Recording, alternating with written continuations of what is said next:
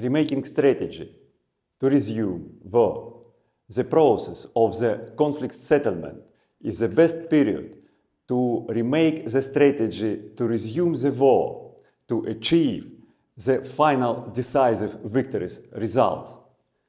It is so because, first, during the negotiations, using the technique of intimidation, the enemy reveals some its capabilities and forces that it hid before. Second, in the negotiations, the enemy discovers its points of vulnerability that it tries to defend with the protective clause of the proposed peace agreement.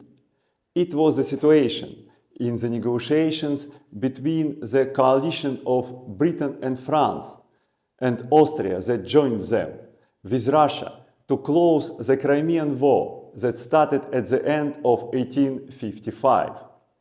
The negotiations opened that Russia created new mighty groups of the troops in the Baltic and on the Black Sea coast to repel the expected invasions of Britain and France.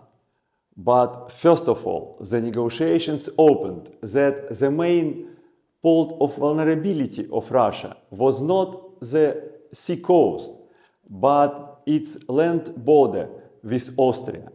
Via this border, the mighty Austrian army, French and British troops could invade Russia up to Kiev and provoke the rebellion in Poland. The situation threatened to tear off the Russian Empire, all its west and south. It was an existential threat.